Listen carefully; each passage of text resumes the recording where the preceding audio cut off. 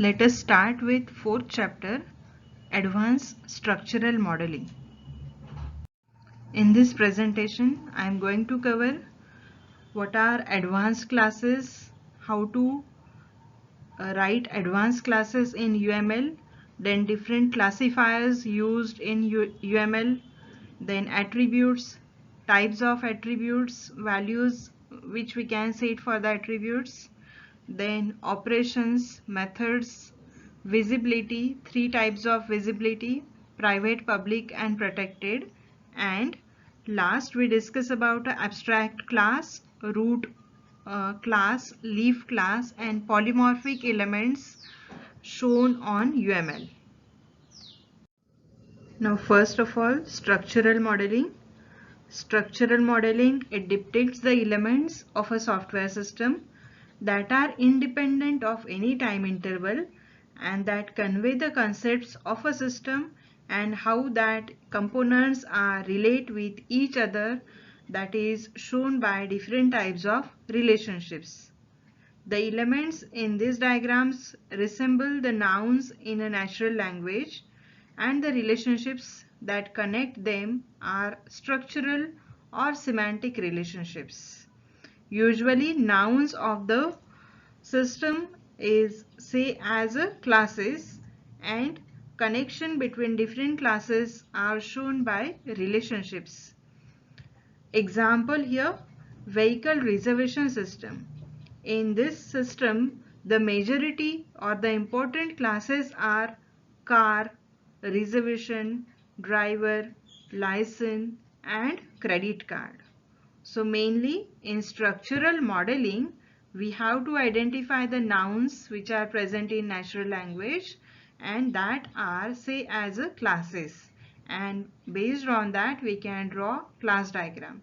So structural modeling is shows the static part of software system.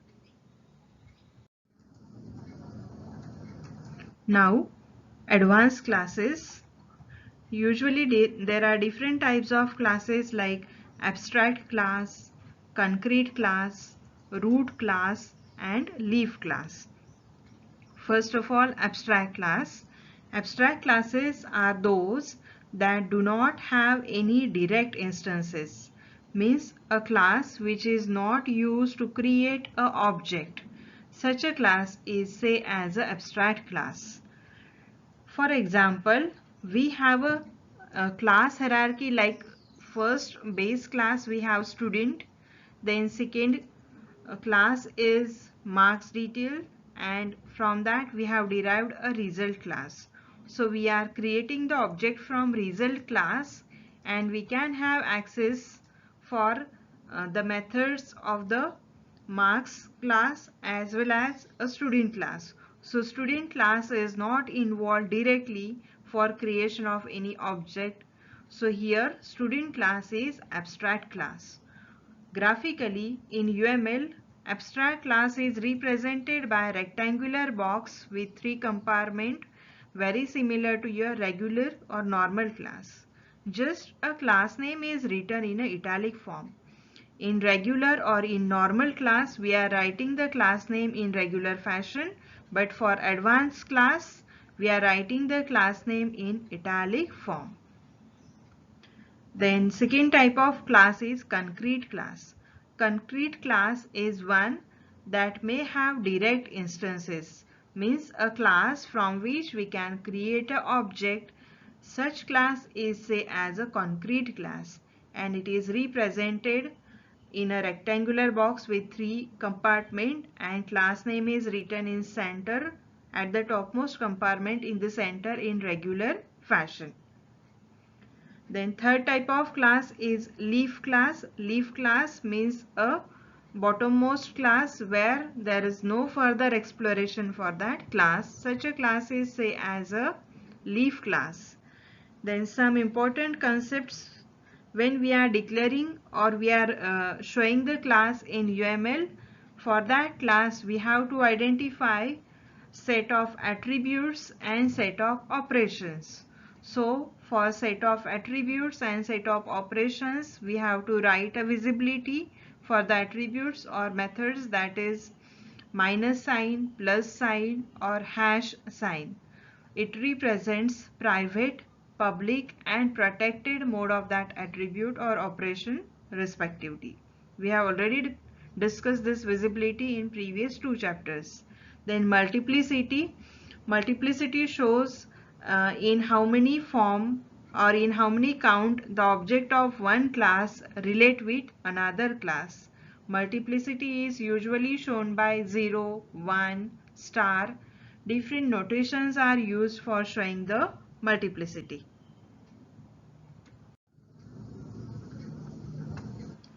Classifier. A classifier is a mechanism in UML that has structural features in the form of attributes and behavioral features in the form of operations. Means structural components shown by attributes and behavioral components shown by operations. Classifiers includes classes, interfaces, data types, signals, components, nodes, use cases, and subsystems.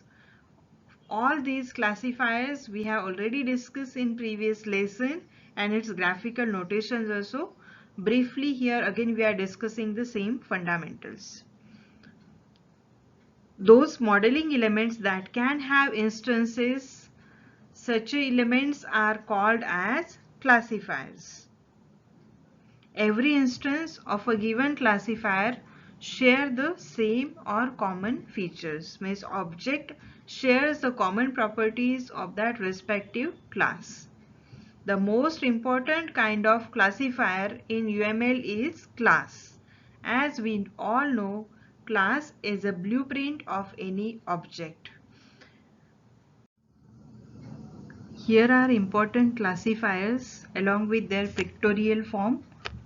First important classifier is class. Class is a blueprint of any object. It is represented by a rectangular symbol. Then interface. Interface, its graphical notation is circle. As we know, interface is nothing but a mediator. It provides the services requested by the users.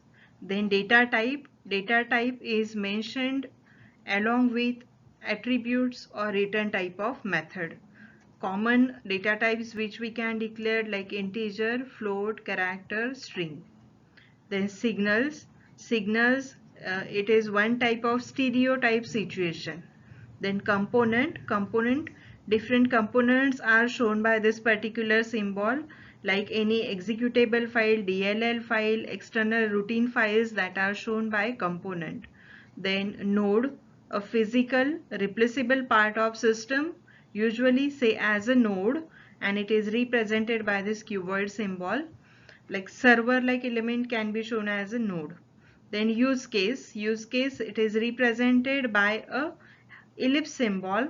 Use case is nothing but any type of process with that system. Example shown here, process loan. Loan application is process, for that use case is written in this particular format. Then subsystem. Subsystem is nothing but collection of different components and it is represented by this particular symbol. Now here subsystem example taken here, customer service subsystem. We can consider any online shopping system or any service industry where a service is given to the customer. For that the necessary classes are designed, modules are designed, and that modules are gathered and stored under one unit and it forms a subsystem here. So subsystem is represented by this particular graphical notations. So these are different classifiers which we can include on diagram and we can model a software system. Attributes and operations. First of all, we discuss about attribute. Attributes is a named property of a class that describes a value held by each object of that class. Along with attributes, we can specify visibility of that attribute, scope of that attribute, and multiplicity of each attribute. A class structural feature are indicated by its attributes. Means what is the structural features that is shown by attributes. At the abstract level, a class is represented by writing attribute name, which is more than sufficient for general reader to understand the model of that system. There are certain properties of attribute values. First one is changeable attribute. There are no restrictions on modifying the attribute's values. Such an attribute is say as changeable attribute. Means once the data is stored for that attribute, we can easily modify the data which is stored in that attribute. Then second type of attribute is add only. For attributes with a multiplicity greater than 1, additional values may be added, but once created, a value may be removed or altered. Such an attribute type or such a value for that attribute is say as add only. Add only means additional values may be added for that attribute. Third one, frozen. The attribute value may not be changed after the object is initialized, means that value is get frozen once the object is created, and that frozen value is shared by all the set of attributes. Such attribute value is say as frozen. Its example we can say as a static members of a class as a frozen attribute. So these are certain attribute values along with their properties. So mainly attribute is a named property of a class. Now operations. A class behavioral feature are indicated by its operations. UML distinguishes between operations and methods. An operation specifies a service requested by object which will affect on the behavior of that system. A method is an implementation of an operation. Now for example, we have a customer class. So usually a common operation for customer we can write as add customer, update customer, delete customer. So these are the operations like add, update or delete are the operations, and these services are requested by the objects. Okay. If we will invoke add customer operation, means what? We are writing the code for add customer. So through method we can implement that operation. So according to the request given by the object, the behavior of that object is going to be changed. So operation is nothing but a service requested by the object, and method is nothing but actual coding is going to be executed. So implementation of that respective operation is say as a method. At abstract level, operation name plays a role of behavioral feature which is enough at initial level for general reader to understand the basics. Even we can specify the visibility and scope of each operation on class diagram notation. Even we can specify parameters, return type, concurrency, semantics and other properties of each operations which is collectively named as operation signatures.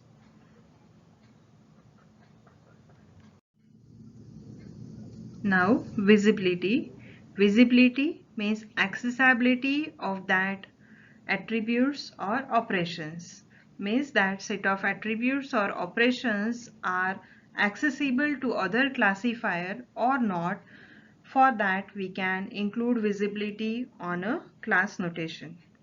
There are three types of visibility. First one is public.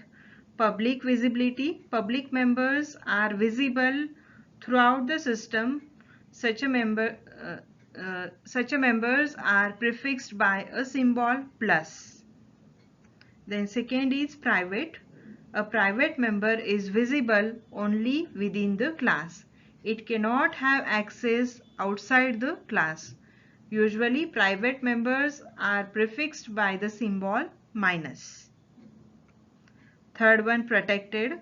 A protected member is visible from within the class and from the subclasses inherited from that respective class, but they are not visible outside the class.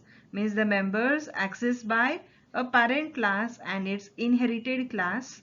Such members are say as protected members and they are prefixed by a symbol hash. So visibilities are applied to the attributes as well as to the operations on a class notation. Scope. Scope can be defined for attributes and operations on class notation. A classifier's attributes and operations are its owner scope. The owner scope of feature specifies whether the feature appears in each instance of the classifier or whether there is just a single instance and that is shared by all the instances of that classifier. Usually owner scope are of two types. First one is instance. Each instance of the classifier contains a value of the feature. Means for every instance separate values are set for the attributes. Classifier scope. Classifiers, one copy of the features value is shared by all the instances of a classifier. Such instances say as a classifiers here. Now next important terminology, abstract, root, leaf class and polymorphic elements. Abstract classes are those that do not have any direct instances and is specified in italic format. A leaf class is a class that have no children and is specified in UML by writing the property leaf below the class name.